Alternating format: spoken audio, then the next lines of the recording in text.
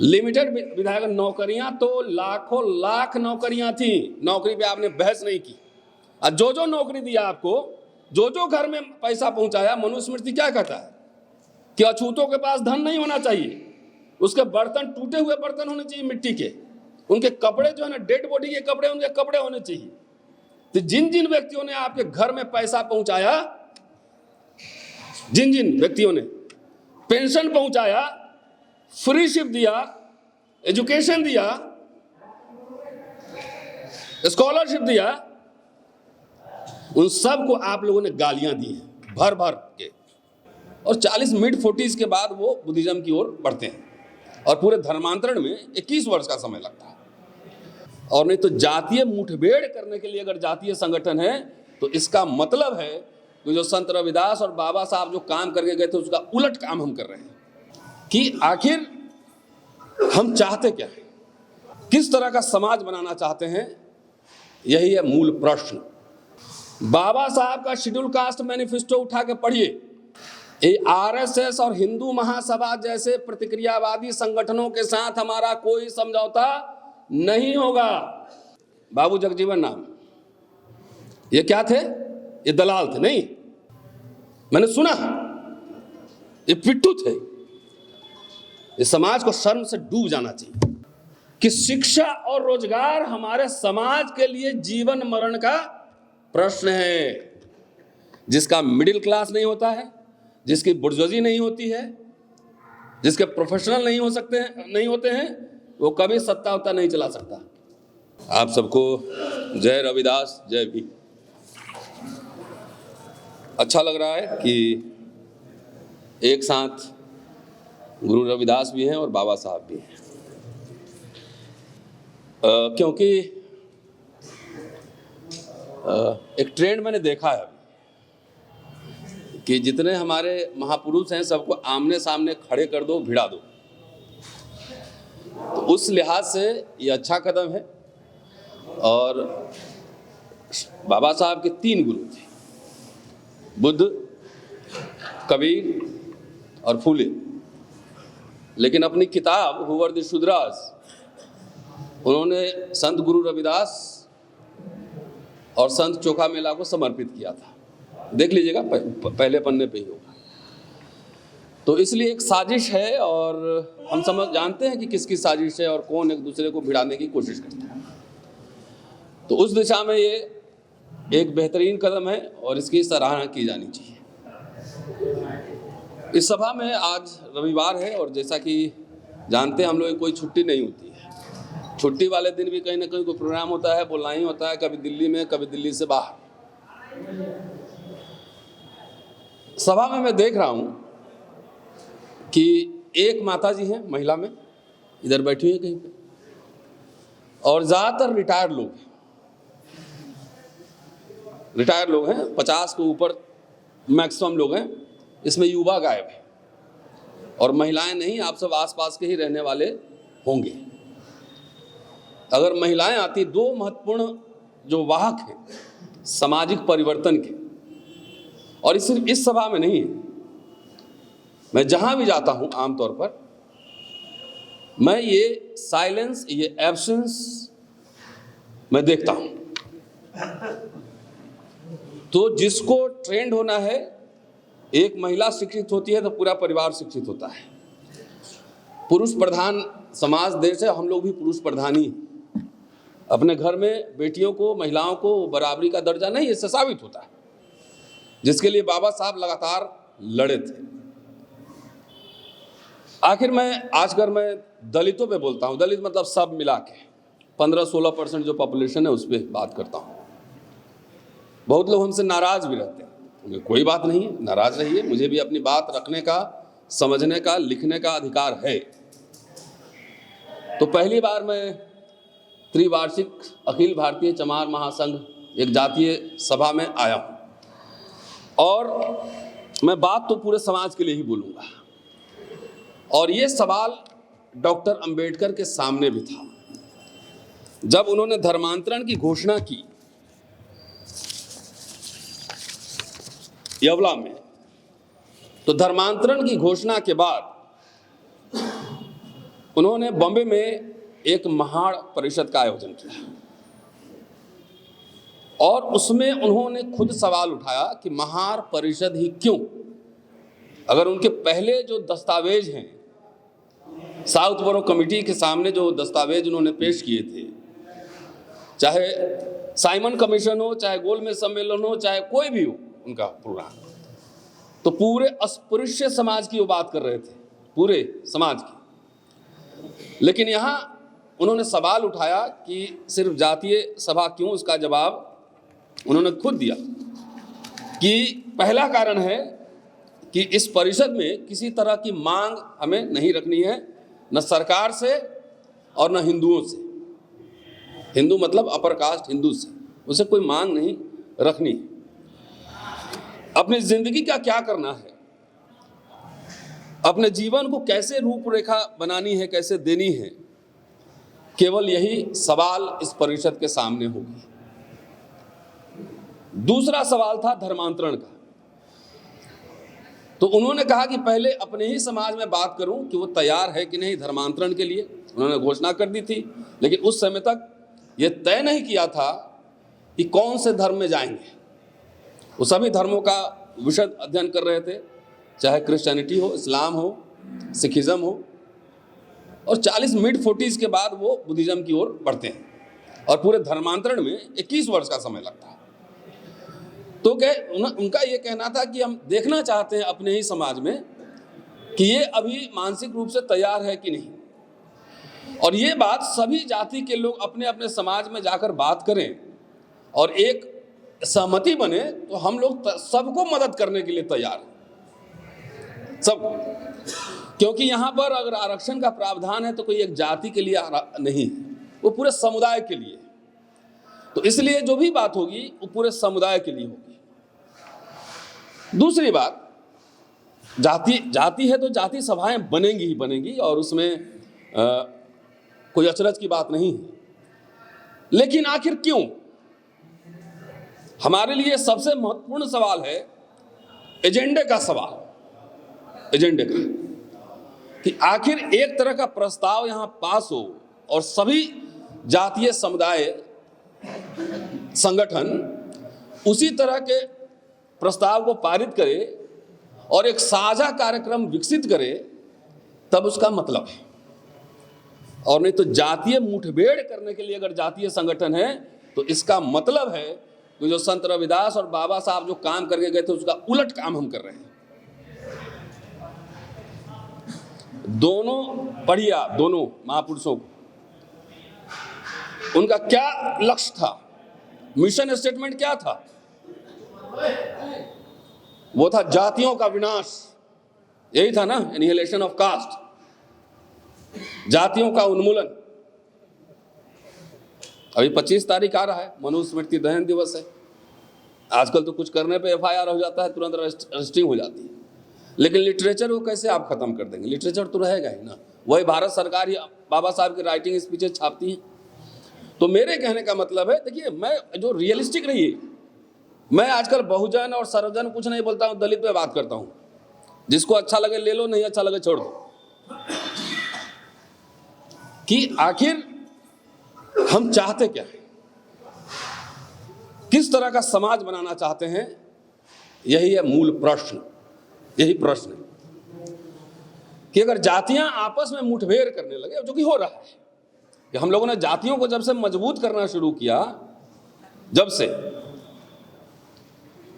इसका मतलब है कि बाबा साहब के विचारों को और संत गुरु रविदास के विचारों को उलट हमने काम किया। यही मैं देखता हूं दिल्ली में ही चमार जाटव आपस में वो भी खटपट है। मैं सही कह रहा हूं, गलत कह रहा हूं? हैं? तो आप सामाजिक परिवर्तन करने चले हैं, आधा महिला गायब है, जो नौजवान गायब है, और आपस में ही उपजातियों में आप मुठभेड़ कर रहे हैं। इससे कुछ हासिल होने वाला है? ये मुझे बताइए। सोचिए इस पे। टोटल शेड्यूल कास्ट मिल भी जाएगा, इस देश का सारा शेड्यूल कास्ट इकट्ठा हो जाएगा, तब भी 5 सांसद जिताने की औकात नहीं है हमारी। ट्राइब जीत सकता है क्योंकि उसका पॉपुलेशन कंसंट्रेशन ज्यादा है। एक एरिया। हमारा स्कैटर्ड है, हर गांव में एक मोहल्ला है, टोला है, दक्षिण टोला, जिसको बाबा साहब कहते थे कि हर गांव में एक दक्षिण अफ्रीका है। तो कैसे करा लेंगे? अनरियलिस्टिक ड्रीम्स बाबा साहब नहीं देखते थे। बाबा साहब प्रैग्मेटिज्म में विश्वास करते थे। उनके असली गुरु थे जॉन डेवी, जो अमेरिका में कोलंबिया में उनको पढ़ाते थे। वहीं से उन्होंने व्यवहारवाद, प्रैग्मेटिज्म के फिलॉसफी को सीखा था। वहीं से सीखा था। मैं अभी कुछ काम कर रहा हूं बाबा साहब पे ही। अभी एक किताब एडिट कर रहा था, उन्हीं के भाषणों का संकलन है एक तरह का, अंबेडकर और शिक्षा का सवाल।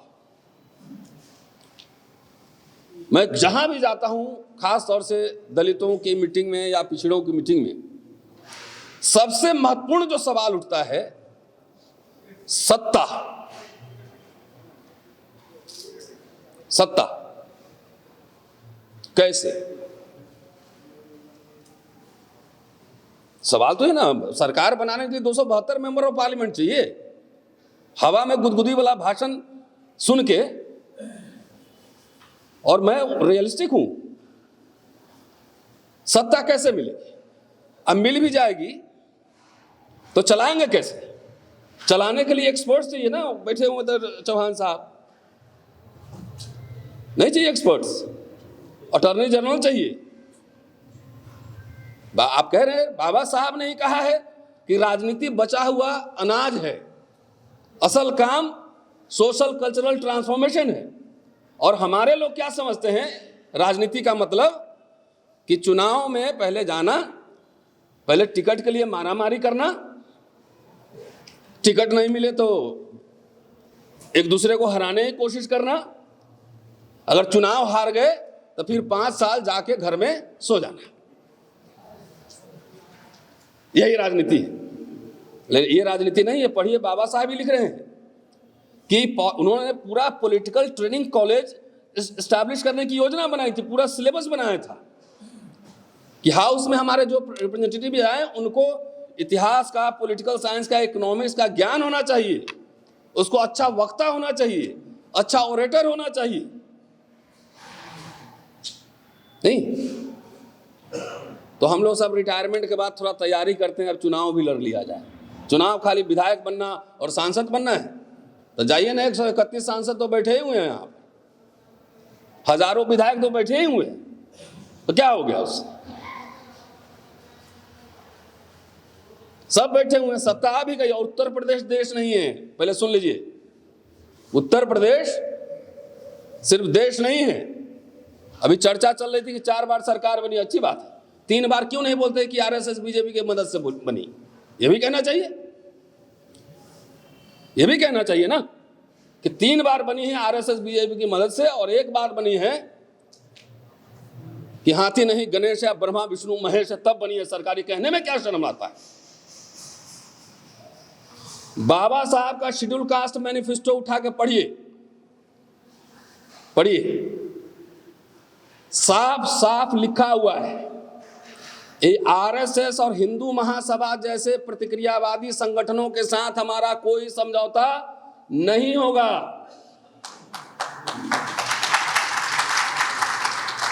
है ना, नहीं होगा। और हमारे जितने दलित नेता हैं प्रत्यक्ष या परोक्ष रूप से बाबा साहब का नाम लेते हैं और हिंदू राष्ट्र की पालकी ढो रहे हैं।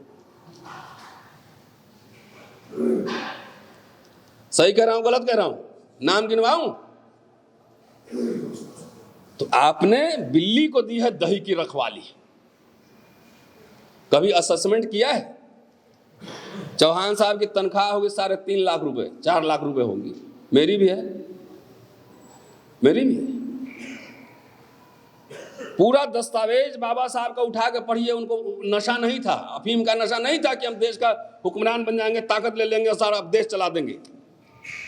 Right from the beginning 1919 till constituent assembly वो ज्ञापन मेमोरेंडम डिबेट्स करते रहे कि हम माइनॉरिटी हैं, we are minority in national life, that is why we need protection. क्या बाबा साहब क्या बोले? माइनॉरिटी है, हम अल्पसंख्यक हैं, हमको संविधान से सुरक्षा का उपाय चाहिए। और 1934 के घोषणा में शेड्यूल कास्ट को माइनॉरिटी नहीं माना गया था, इसलिए नौकरियों में आरक्षण नहीं था। जब संविधान सभा में पूरे डिबेट्स हुए हैं, अभी कास्ट सेंसस होने वाला, कास्ट सेंसस का क्या फायदा होगा, क्या नुकसान होगा, असेसमेंट तो होगा बाद में कि कौन कौन जातियां जो है एक दूसरे से मुठभेड़ करेंगी, क्योंकि हमारे समाज को शिक्षा रोजगार नहीं चाहिए, हमारे समाज को सत्ता चाहिए। उसके जाति का एक नेता एमएलए एमपी देखना चाहता है, बाकी जो नौकरी से कोट टाई पैंट पहन के बैठा हुआ है उसी को नशा है सत्ता का। सत्ता का मतलब संसद और विधानसभा नहीं होता है, सत्ता का मतलब विभिन्न केंद्र होते हैं, इंटेलेक्चुअल लीडरशिप होता है तो आपका पिछड़ा प्रधानमंत्री, ट्राइबल राष्ट्रपति, है तो लॉ मिनिस्टर, तो डंडे क्यों पड़ रहे हैं? कहीं सुनवाई है थाने में? यहां होगा सीआईडी आई वाला कोई बैठा होगा, रिपोर्ट करेगा जाके, कहीं सुनवाई है, कहीं एफआईआर दर्ज है कहीं किसी? और आप कुछ बोलिए तो 1 मिनट में एफआईआर दर्ज हो जाएगा। रिपीटेडली एक ही बात समझाने की कोशिश कर रहा हूं। 131 सांसद ही है, जनरल में एक आध जीतेगा तो जीतेगा। लिमिटेड विधायक नौकरियां तो लाखों लाख नौकरियां थी, नौकरी पे आपने बहस नहीं की। और जो जो नौकरी दिया आपको, जो जो घर में पैसा पहुंचाया, मनुस्मृति क्या कहता है कि अछूतों के पास धन नहीं होना चाहिए, उसके बर्तन टूटे हुए बर्तन होने चाहिए मिट्टी के, उनके कपड़े जो है ना डेड बॉडी के कपड़े, उनके कपड़े होने चाहिए। तो जिन जिन व्यक्तियों ने आपके घर में पैसा पहुंचाया, जिन जिन व्यक्तियों ने पेंशन पहुंचाया, फ्री शिप दिया, एजुकेशन दिया, स्कॉलरशिप दिया, उन सब को आप लोगों ने गालियां दी हैं भर भर के। दलाल हो गया, कोई चमचा हो गया, कोई दलाल हो गया। आप किसके चमचे थे? पहला जनरेशन नौकरी किए होंगे, टूटा हुआ घर रहा होगा, जाके पहले बाबूजी का पैंट शर्ट करते होंगे, घर बनाए होंगे पक्के मकान। 1950 के पहले कौन सी जमींदारी थी आपकी? कौन से राजे महाराजा थे आप? कौन से बैंकर थे आप? पूरा दलित मिडिल क्लास का फॉर्मेशन हुआ है फ्री शिप से, स्कॉलरशिप से और नौकरियों से हुआ है। नौकरियों से हुआ है। मेरे हाथ में एक किताब है, ये बाबू जगजीवन नाम, ये क्या थे? ये दलाल थे नहीं? बोलिए ना, मैंने सुना ये पिट्ठू थे। इस समाज को शर्म से डूब जाना चाहिए। जो आदमी 1983 में अम्बेडकर जयंती में जो भाषण दे रहा है मद्रास में, उसके भाषण के कुछ अंश में आपको सुनाना चाहता हूं। एक पैराग्राफ।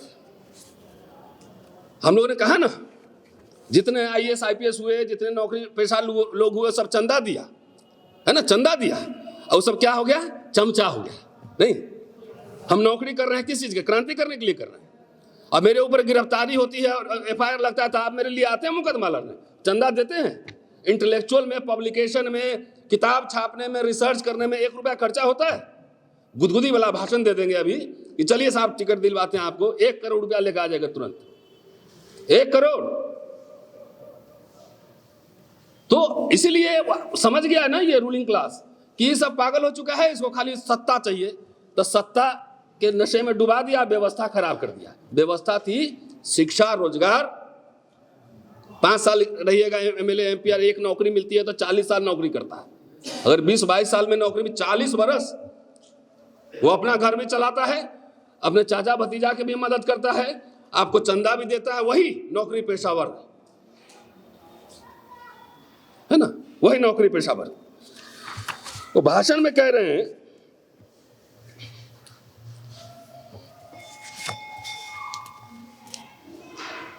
कि अंबेडकर जयंती का प्रोग्राम है, मैं यहां भारत के एक ऐसे महान सपूत डॉक्टर अंबेडकर को अपनी श्रद्धांजलि अर्पित करने आया हूं, जो एक सामाजिक क्रांतिकारी थे तथा देश, दलित, मानवता के महान अगुवा थे। डॉक्टर अंबेडकर ने इस देश में मौलिक सामाजिक परिवर्तन के लिए कार्य किया। संविधान सभा द्वारा अपने सभी सदस्यों को, 300 से ज्यादा मेंबर थे, अपने सभी सदस्यों की बुद्धि का समन्वय करके, सबको कन्विंस करके उन्होंने लोकसभा, विधानसभाओं तथा सरकारी सेवाओं में अनुसूचित जातियों एवं जनजातियों के लिए सीटों के आरक्षण का प्रावधान किया। डॉक्टर अंबेडकर इस सभा के ड्राफ्टिंग कमेटी के अध्यक्ष थे। दुर्भाग्य से डॉक्टर अंबेडकर दिसंबर 1956 में दिवंगत हो गए। आरक्षण की यह संपूर्ण कार्यविधि एवं संरचना बाकी थी।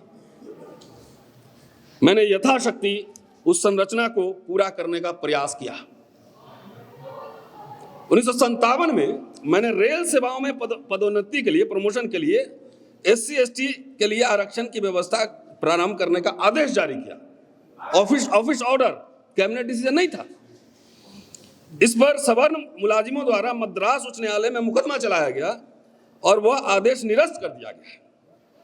तब यह केस उच्चतम न्यायालय में लाया गया, जहां मैं विजयी रहा। उच्चतम न्यायालय में मेरे उस आदेश की पुष्टि की। मैं आपको बता दूं कि पदोन्नति, प्रमोशन में अनुसूचित जाति जनजाति के आरक्षण मैंने मंत्रिमंडल की सलाह लिए बगैर प्रारंभ किया था। यह घटना डॉक्टर अंबेडकर की मृत्यु के 1 साल बाद की है। उसके बाद अन्य विभागों की सरकारी नौकरियों की पदोन्नति में अनुसूचित जाति जनजाति के सामान्य आरक्षण का प्रश्न मैंने मंत्रिमंडल के सामने रखा। मैं वहां भी सफल रहा। उसके बाद शिक्षण संस्थाओं और सरकारी प्रतिष्ठानों में अनुसूचित जाति जनजाति के लिए आरक्षण के कई प्रस्ताव विचारार्थ रखा। जितने भी प्रस्ताव हमने रखे उसका विरोध हुआ, फिर भी मुझे सफलता मिली। आज इन सभी क्षेत्रों में आरक्षण की व्यवस्था है और विरोध अब भी जारी है। ये किताब है। और राजनीति बहुत गंभीर काम है। राजनीति सिर्फ चुनाव लड़ना नहीं होता है, MLA MP बनना नहीं होता है। ये बहुत ही सीरियस काम है। बाबा साहब को तोप लेके नहीं गए थे वहां पे, आर्गुमेंट करने गए थे। आर्गुमेंट से जीता सब कुछ। उन्होंने खुद ही कहा कि हमने 3 तरह के आंदोलन चलाए: पृथक निर्वाचन क्षेत्र, विधान मंडलों में आरक्षण और नौकरियों में आरक्षण। इसमें से एक चीज नहीं मिला मुझे। क्या? पृथक निर्वाचन मंडल। लेकिन 2 चीज हमें मिला: सरकारी नौकरियों में आरक्षण और विधान मंडल में आरक्षण।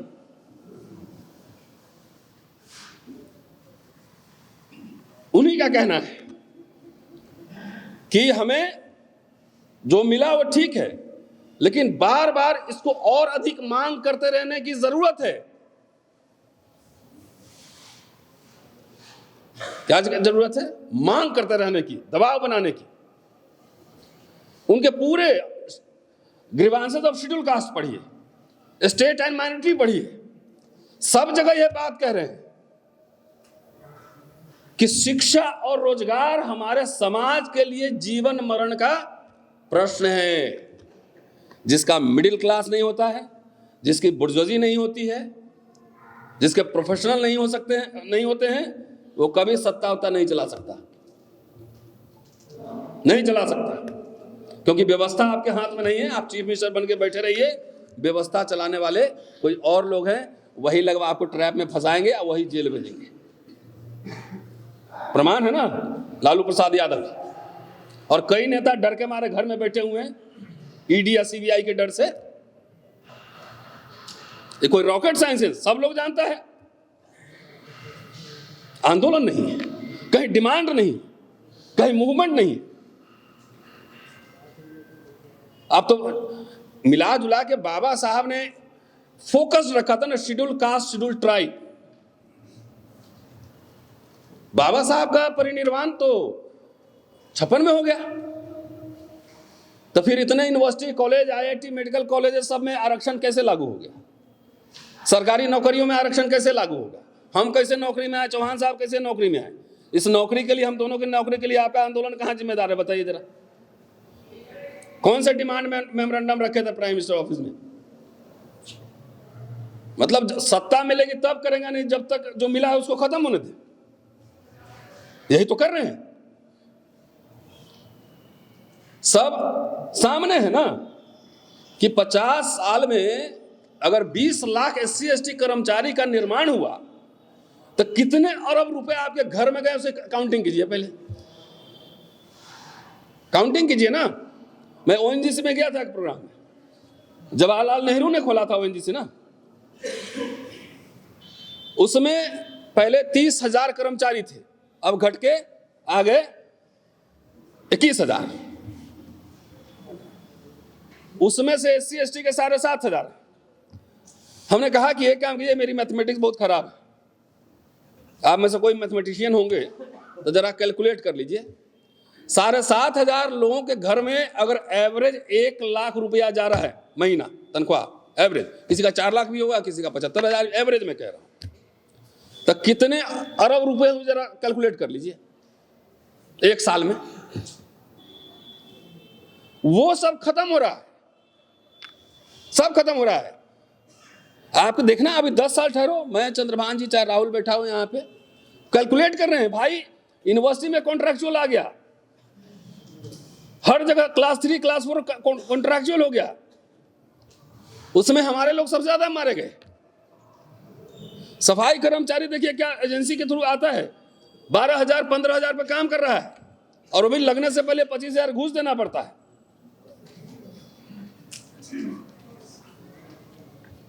तो जो एजेंडा था मनुस्मृति का कि दलितों के पास धन नहीं होना चाहिए, जेवर नहीं होना चाहिए, आप में से बहुत के बच्चे अभी तैयारी कर रहे होंगे, वैकेंसी कुछ निकलती है नहीं निकलती है। रेलवे इतना बड़ा एम्प्लॉयर था, बाबू जगजीवन राम ने लाखों नौकरियां रेलवे में लगवाई, लाखों। अब नीचे से खत्म हो गया सब, क्या जी? उसमें कोई चर्चा नहीं, हुक्मरान बन लेंगे तब रेल खरीद लेंगे, नहीं तब तक बिकने दो। ये ड्रीम न बाबा साहब का था, न बाबू जगजीवन राम का था, धीरे धीरे कुछ था ही नहीं। दलितों के पास कोई बैंक थे, बैंक का नेशनलाइजेशन हुआ तो उसका लाभ आपको नहीं मिला। जनरल मैनेजर बन रहे हैं बैंक में, हैं? लोन पे फ्लैट ले रहे हैं, लग्जरी गाड़ी खरीद रहे हैं। नेताओं पे दबाव डालिए। आप में से कोई डॉक्टर होंगे, कितना मेडिकल कॉलेज में फीस दिया था जरा बताइए। अभी मैं लखनऊ में गया था, पूछा एक आदमी से कि कितना स्कॉलरशिप मिलता था स्टाइपेंड, बोला 12 रुपया महीना, 60s में। आज मिल रहा है क्या? फॉरेन स्कॉलरशिप बाबा साहब ने तो भेजे थे, वो भी योजना के तहत भी लोगों को भेजे थे, टेक्नोलॉजी सीखने के लिए, सब सीखने के लिए। बाबा साहब मैनिफेस्टो तैयार करते थे, इंडिपेंडेंट लेबर पार्टी का ये मैनिफेस्टो हमारा घोषणा पत्र है, शेड्यूल कास्ट फेडरेशन का ये घोषणा पत्र है। कोई मैनिफेस्टो आजकल हमारा नेता लोग निकालता है? सबसे बड़ी जो लड़ाई हम लड़ रहे हैं, देखिए रोस्टर का आंदोलन हम लोगों ने चलाया था विश्वविद्यालय में, आपको याद होगा, 200 point roster system. Supreme court ने ऐसा ऑर्डर दे दिया था कि आपके बच्चे जो है ना कभी जिंदगी में प्रोफेसर नहीं बनते। सड़क पे लड़ना पड़ा, तब जाके 200 पॉइंट रोस्टर आया, लेकिन समाज में हलचल नहीं, क्योंकि सब नौकरी पेशा मिडिल क्लास जैसे चल रहा है चलना, तो मेरा तो घर बना ही हुआ है ना, यही ना। रिसर्च एंड डेवलपमेंट पे कोई खर्चा नहीं। बोलेंगे जरा स्पॉन्सर कीजिए, किताब रिसर्च करना है। तो जिस समाज का पूरा ध्यान सिर्फ पॉलिटिक्स पे केंद्रित हो, अगर आपसे हम अभी पूछें कि आपको 1 लाख महीने की नौकरी दे रहे हैं, आप विधानसभा का टिकट देना है, 2 में से क्या लीजिएगा? नौकरी नहीं मांगेगा कोई, बोला विधानसभा का टिकट दीजिए। आप पंडित जी से पूछेंगे कि 1 लाख का नौकरी दे रहे हैं और विधानसभा का टिकट दे रहे हैं, क्या लीजिएगा? आप बोलेंगे नौकरी दे दीजिए पहले, टिकट तो बाद में ले लेंगे। आंदोलन करना पड़ेगा भाई, कोई इसके फिर सारा यूनिवर्सिटी इतना महंगा होते जा रहा है, सब कुछ, आप बच्चे पढ़ नहीं सकते हैं। एक सेमेस्टर का 35-40 हजार रुपया फीस आ रहा है कॉलेजेस में, एक आम आदमी का बच्चा पढ़ सकता है क्या? प्राइवेट यूनिवर्सिटी में तो इतने महंगे कि मैं नहीं पढ़ा सकता, आप तो छोड़ दीजिए। पब्लिक सेक्टर यूनिट जब बचेंगे, सार्वजनिक संस्थान जब बचेंगे, क्यों विश्वविद्यालय कॉलेज बर्बाद किया जा रहा है? बोला यही लोग इसी में से पढ़ के यही लोग हल्ला कर रहा है, रतनलाल जैसे लोग फ्री में पढ़ा है, हंगामा मचाए हुए, खत्म ही कर दो। हजारों हजार स्कूल बंद हो रहे हैं, कोई नेता आंदोलन किया? पॉलिटिक्स करना है, सत्ता लेना है। कोई आंदोलन हुआ? इलेक्शन खाली कितने दिन पॉलिटिक्स होता है कि 5 साल होता है पॉलिटिक्स। जो मैं कह रहा हूं, it is a part of politics, this is my political statement. Every day writing is also politics, addressing people, the masses is also part of politics. समझौते करने होते हैं जीवन में। कॉमन मिनिमम एजेंडा पर बाबा साहब ने भी सोशलिस्ट पार्टी के साथ समझौता किया था 1951-52 का चुनाव में। जात जात आपस में मुठभेड़ कर रहा है, एक दूसरे के साथ बैठ नहीं सकता। 10 लोग मिलकर चले हैं सरकार बनाने, सत्ता लेने। उत्तर प्रदेश, दिल्ली, बिहार मैं देखता हूं ना घूम घूम के, एक जाति, अभी वो क्या आया था अभी, अरे रिजर्वेशन का बंटवारा वाला वर्गीकरण, उस पर एकदम लग रहा था सोशल मीडिया पे युद्ध ही चल रहा है। नौकरी है नहीं, विश्वविद्यालय में पढ़ाने के लिए जेब में पैसा